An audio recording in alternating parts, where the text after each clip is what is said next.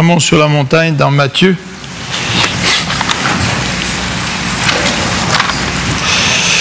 Et ce dimanche, je termine bien les dimanches précédents. Nous avons parlé de cette prière, de la première moitié de cette prière. De notre Père qui es aux cieux, que ton nom soit sanctifié, que ton règne vienne, que ta volonté soit faite sur la terre comme au ciel. Cette première partie qui s'adresse à Dieu, qui se centre sur Dieu, qui met l'accent sur Dieu. Et je trouve que ça convient bien avec notre repas du Seigneur de ce matin. Nous allons donc terminer avec ces paroles. Que ta volonté soit faite sur la terre comme au ciel. Alors je vous invite à prier ensemble. Seigneur notre Dieu, merci pour ta parole.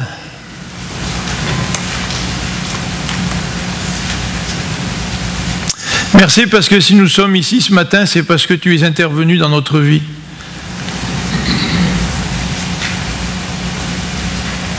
Tu es venu nous rencontrer.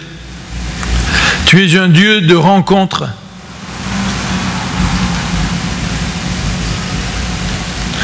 Et Seigneur, nous voulons te remercier parce que tu nous appelles à vivre une intimité avec toi.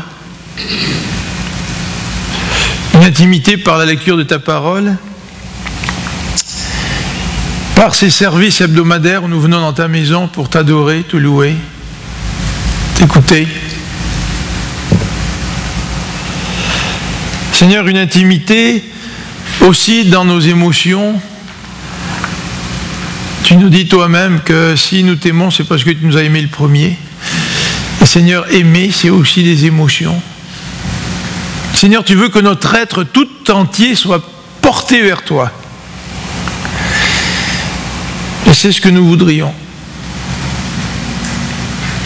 Nous voulons te remercier parce que tu es un Dieu qui se présente comme notre Papa céleste, mais tu es un Dieu qui se présente comme étant le roi, le souverain, le Seigneur.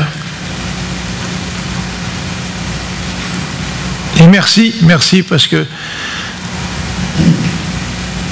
tu es un Dieu extraordinaire. Et nous pouvons te connaître. Nous pouvons t'aimer. Nous pouvons te servir. Nous pouvons te célébrer. Et nous pouvons aussi nous rappeler que tu as envoyé Jésus-Christ mourir sur la croix pour nous.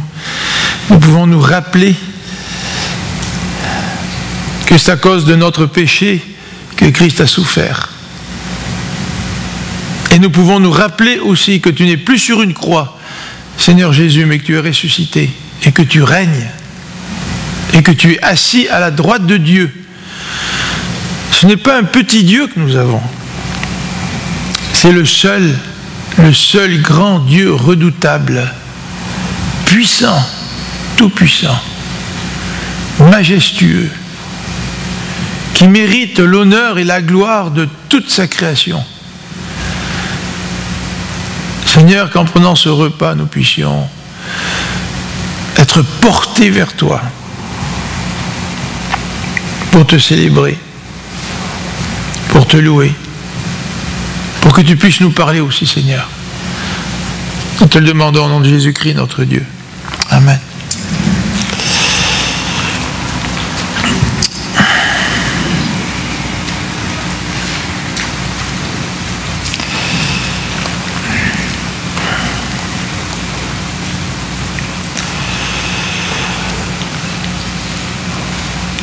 Que ta volonté soit faite sur la terre comme au ciel.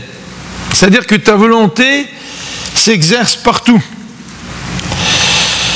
Lorsque Jésus nous donne le modèle de prière, Jésus certainement veut que nous puissions tout d'abord nous centrer vers la personne de Dieu.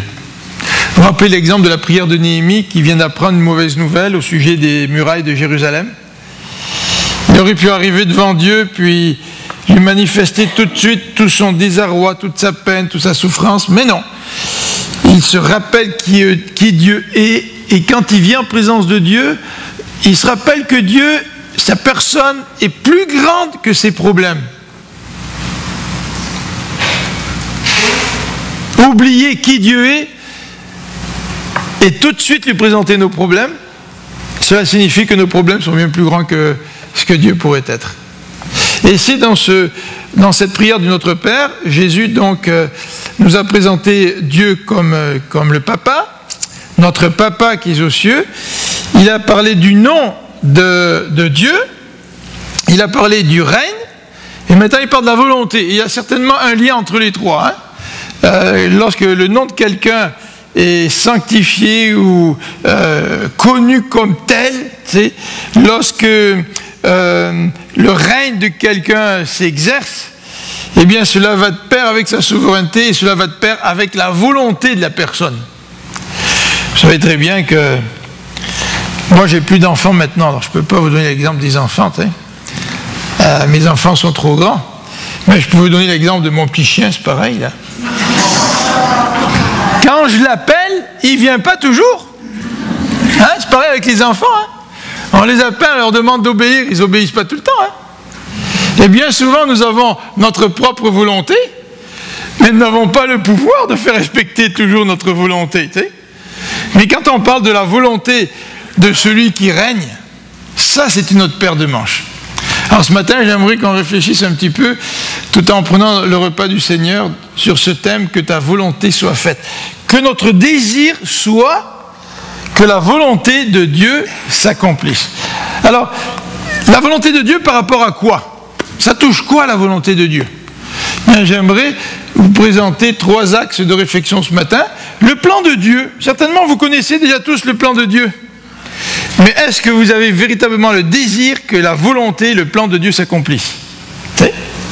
Deuxième élément, j'aimerais parler un petit peu de la volonté d'un Dieu souverain. Il y a quelques petits paradoxes là-dedans. Et quand on prie que la volonté de Dieu soit faite sur la terre comme au ciel, certainement que nous pensons à ce paradoxe. Et troisièmement, est-ce que la volonté de Dieu a un rapport avec ma vie personnelle? Quelle est la volonté de Dieu dans ma vie? Alors ça, c'est un gros sujet, là. Mais on va faire un survol avant de prendre le repas du Seigneur. Alors, premier élément, le plan de Dieu, ça c'est la partie peut-être la plus facile. Vous savez que le plan de Dieu débute avant la création, avant la fondation du monde. Dieu avait déjà choisi le Christ, son Fils. Il nous avait déjà choisi. Mais la Bible commence avec la création. Et vous connaissez très bien ce passage dans Genèse qui nous parle de cette belle création. Tout était beau, tout était bien. Et vous connaissez le reste du passage qui nous parle aussi de la chute.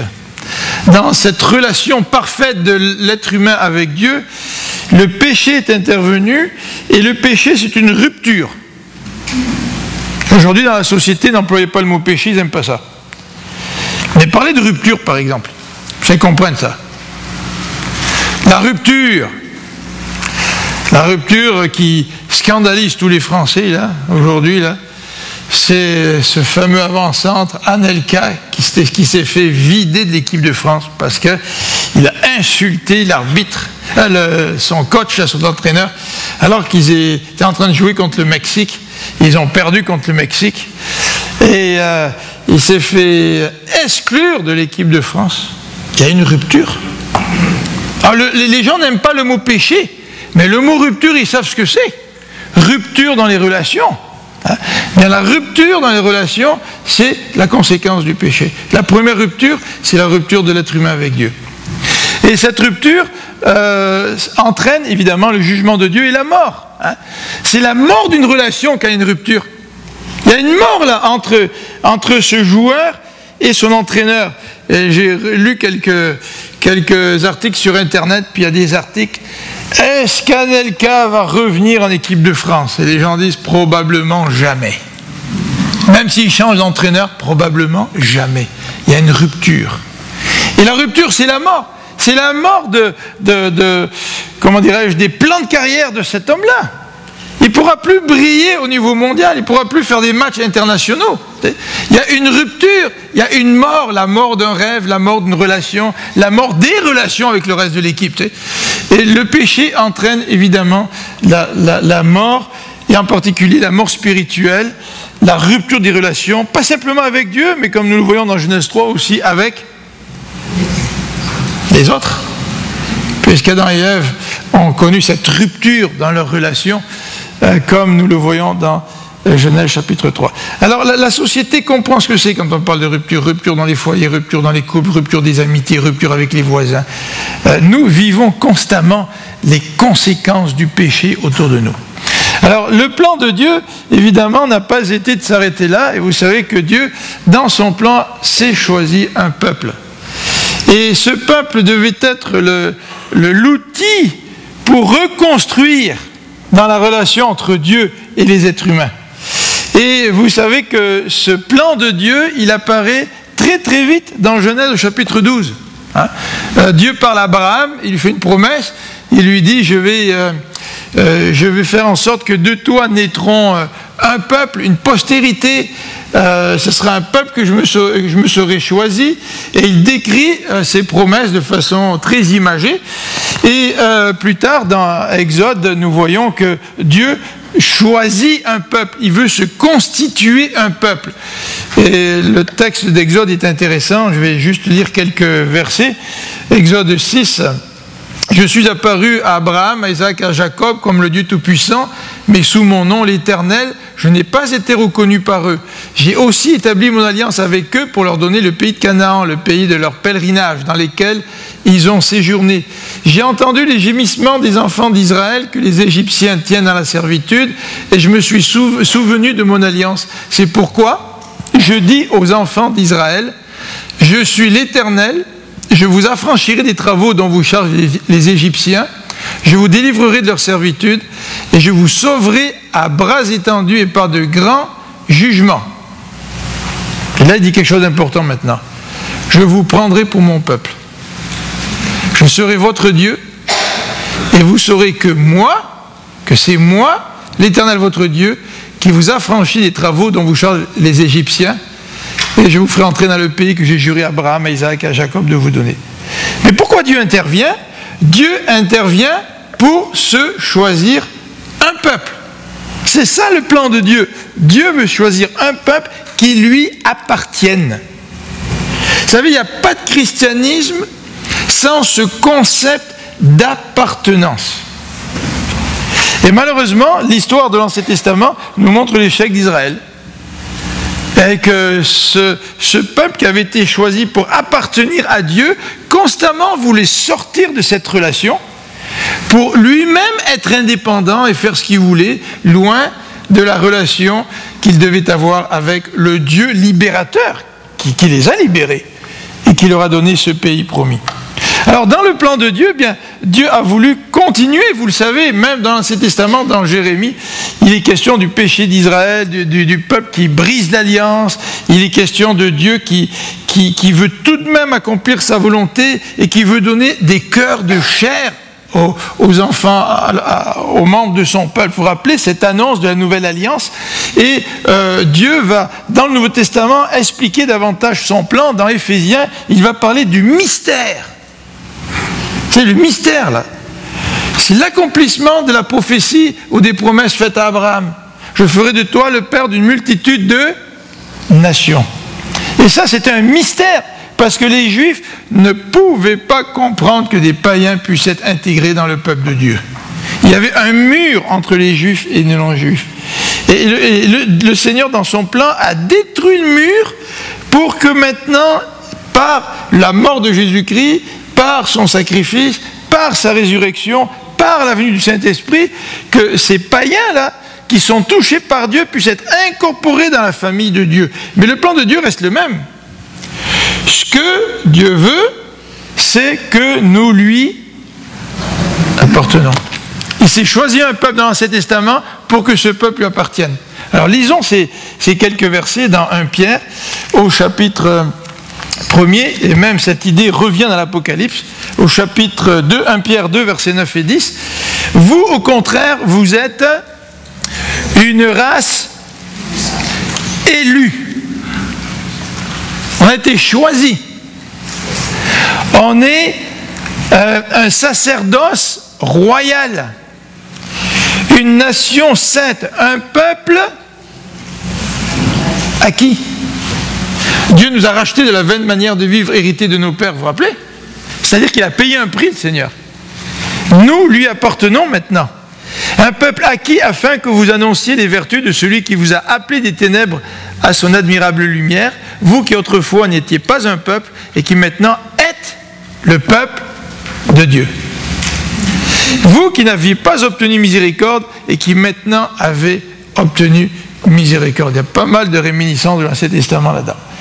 Mais le plan de Dieu, de toute éternité, c'est de se constituer un peuple qui lui appartienne et qui puisse refléter sa gloire devant tout l'univers, devant toute sa création. Ça, c'est le plan de Dieu. Quand je prie que ta volonté soit faite sur la terre comme au ciel, je ne peux pas prier cela si je ne comprends pas que Dieu m'a incorporé dans un peuple qui lui appartient. Et je ne peux pas prier pour que la volonté de Dieu se fasse si moi, je ne veux pas, je ne reconnais pas le fait que j'appartiens à mon Dieu. Je n'ai pas de droit de possession sur moi-même. Ça, c'est fort, hein? Alors les païens vont dire, ah ben ouais, mais tu ne reconnais pas tes besoins, il faut que tu t'occupes de tes besoins. Mais c'est pas ça. Dieu s'occupe de mes besoins. Dieu m'a placé dans un contexte où tout est là pour moi. Mais Dieu, en retour, veut que je me rappelle que je lui appartiens. Donc je ne peux pas prier que la volonté de Dieu soit faite sur la terre comme au ciel si je ne me soumets pas à cela et si je ne comprends pas que j'appartiens à Dieu. C'est lui le maître de ma vie. Qu'est-ce que ça veut dire, ça? Que Dieu est le maître de ma vie. Deuxième élément, quand on parle de la volonté de Dieu, on parle de la volonté d'un Dieu souverain. On dit, mais comment ça se fait? Dieu est souverain, pourtant il y a des choses qui se passent dans ce monde, et puis ça ne semble pas aller selon la volonté de Dieu. Qu'est-ce qui se passe? Eh bien, les théologiens, ils ont défini deux types de volonté de Dieu. Ils parlent de la volonté décrétive de Dieu, ça vient du mot décret, puis de la volonté préceptive de Dieu. Ça veut dire que Dieu, par ses préceptes, nous dévoile sa volonté. Certains l'ont appelé la volonté morale de Dieu. Alors on va regarder cela un petit peu. La volonté décrétive de Dieu, c'est ce que les théologiens ont aussi appelé la volonté active de Dieu. C'est que d'une manière active, Dieu fait en sorte que les choses vont arriver. Et rien ni personne ne peut s'y opposer à cela. Par exemple, la volonté décrétive de Dieu ou la volonté active de Dieu se manifeste dans les promesses faites aux patriarches et par la façon dont Dieu a fait en sorte que ces promesses-là vont se réaliser. Quel que soit ce qui peut se passer, Dieu a décrété qu'il y aurait une descendance à Abraham. Dieu a décrété que le Christ allait venir. Dieu a décrété que vous et moi, si nous l'avons accepté dans notre vie, nous allions être sauvés dès avant la fondation du monde. Et Dieu a décrété aussi dans Philippiens chapitre 1 que s'il a commencé en nous une bonne œuvre, il va la terminer. Ça, c'est intéressant, hein? Ça fait partie de la volonté décrétive de Dieu. Maintenant, si on regarde l'autre aspect de la volonté de Dieu, la volonté préceptive, ben vous en avez un exemple dans Actes au chapitre 14, verset 16. Le chapitre 14, verset 16 nous dit « Ce Dieu, dans les âges passés, a laissé toutes les nations suivre leur propre voie. » Là, on est loin de la volonté décrétive de Dieu. Dieu laisse les nations suivre leur propre voie. Et vous savez très bien que c'est la volonté, on appelait ça aussi permissive de Dieu. Hein? Dieu te laisse aller dans la direction que tu veux aller. Il te laisse pécher si tu veux pécher. Mais Dieu exprime sa volonté, Dieu exprime ses préceptes. Hein? Et parfois nous avons du mal à combiner tout cela, à comprendre tout cela. Mais avant, j'aimerais vous lire un verset dans Matthieu au chapitre 23. Jésus parle de cela. Et il nous dit dans Matthieu chapitre 23, verset 37, il dit ceci, « Jérusalem, Jérusalem, qui tue les prophètes et qui lapide ceux qui te sont envoyés, combien de fois ai-je voulu rassembler tes enfants comme une poule rassemble ses poussins sous ses ailes, et vous ne l'avez pas voulu. Alors Dieu a une volonté décrétive, il décrète, ça arrive. Et Dieu a une volonté préceptive, mais il ne force pas les êtres humains à accomplir cet aspect-là de sa volonté. Donc nous sommes devant un paradoxe. Un paradoxe face à un Dieu qui nous est décrit comme un Dieu souverain.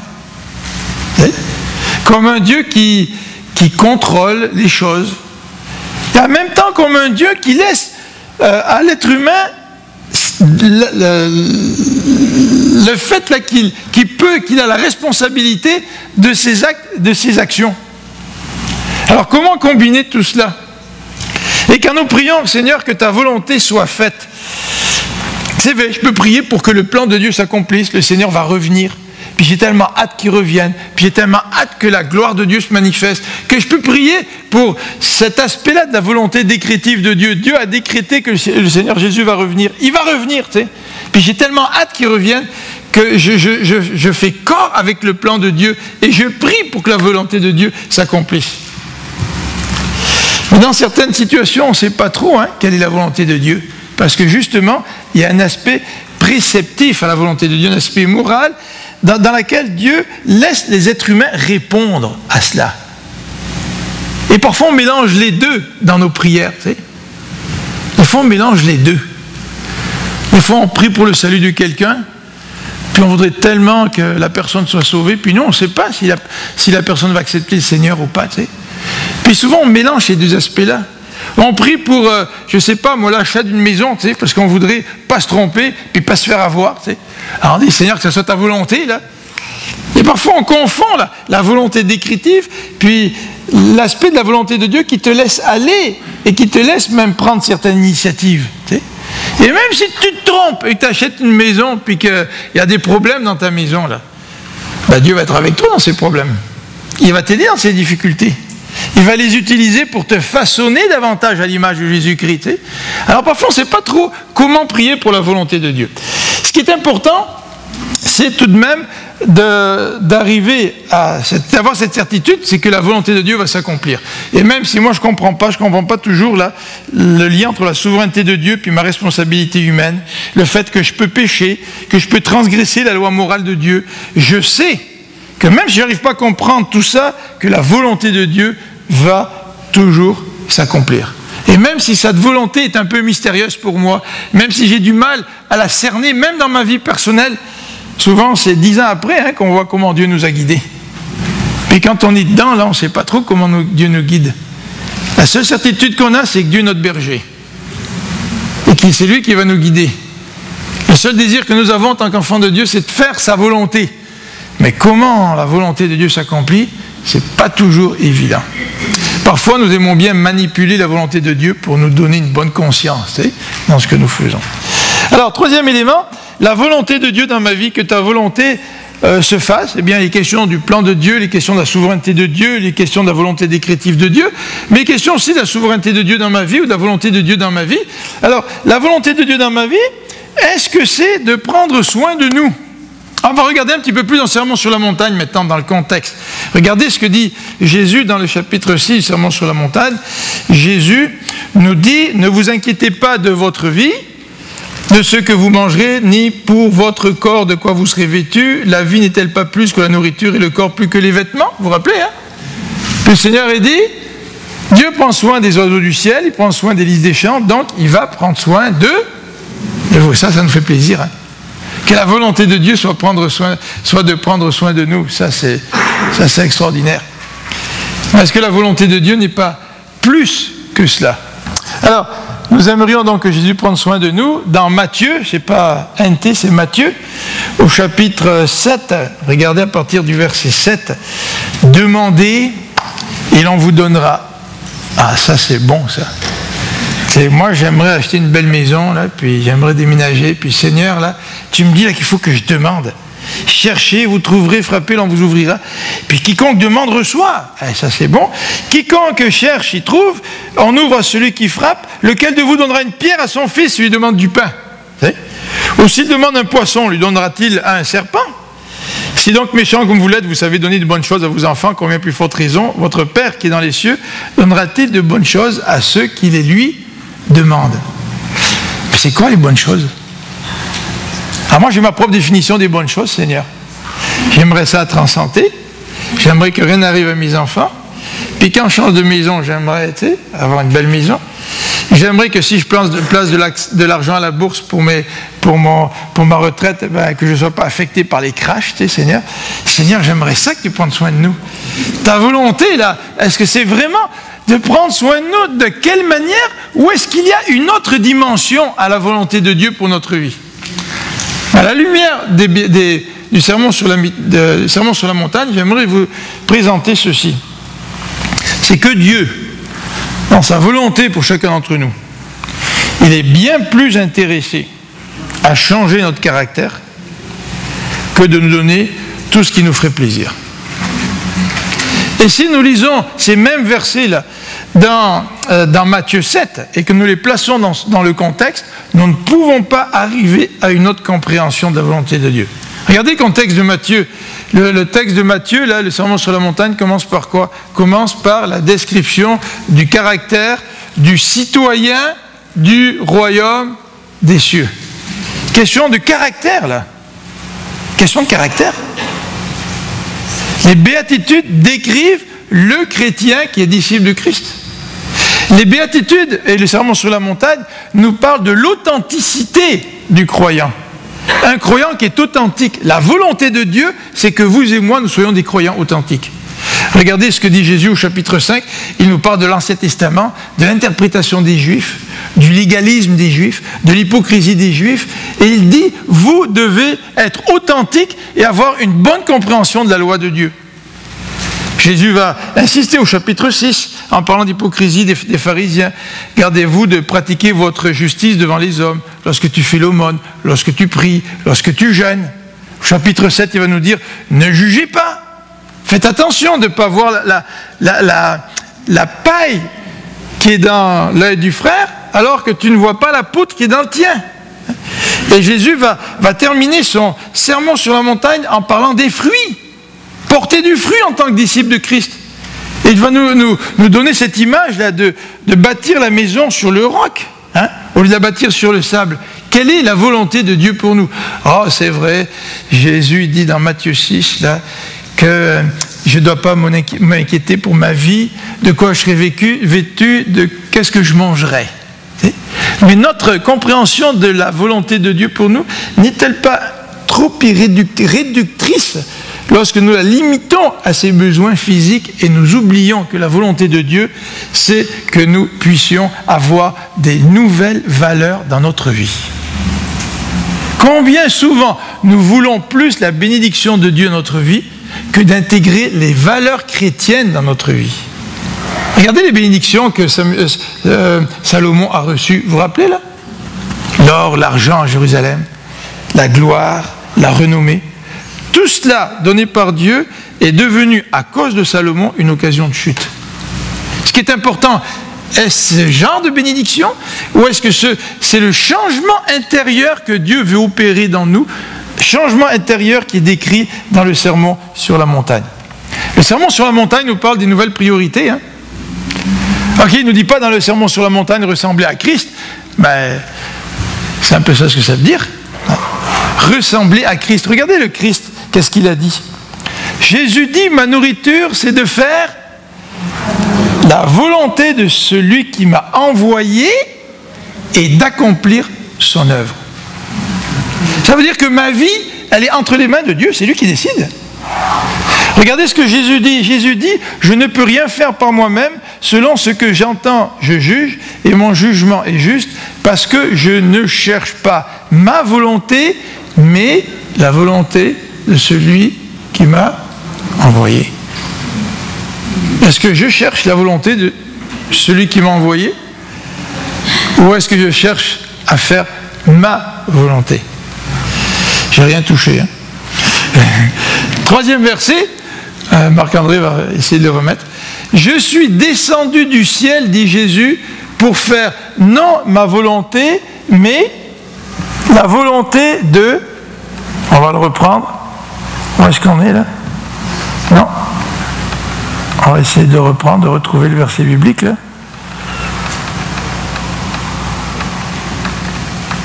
Bon, là ça avance plus. Ouais, merci encore.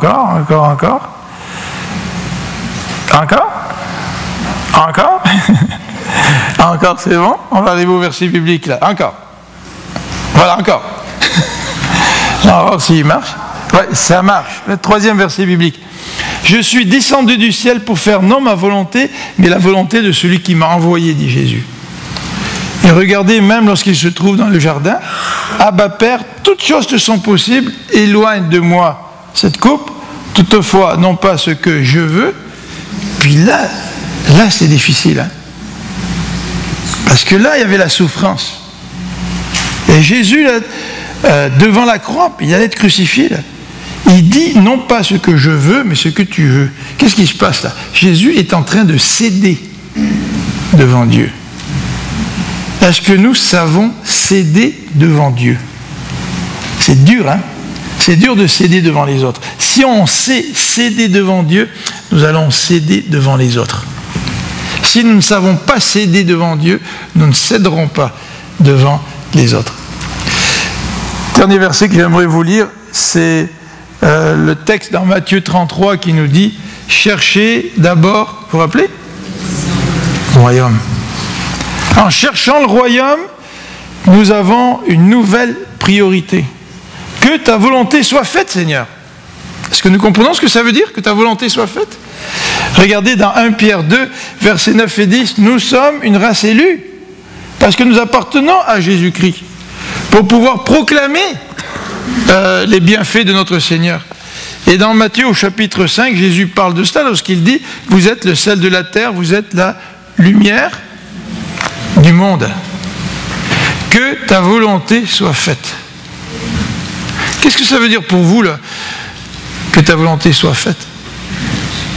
Avant de prendre ce repas du Seigneur, peut-être que vous pensez dans votre vie, là, à certains domaines, là, puis vous sentez là qu'il y a un conflit, tu sais. Sentez que Dieu veut que vous fassiez quelque chose, puis vous ne voulez pas. Peut-être que vous sentez un combat à l'intérieur de vous, là.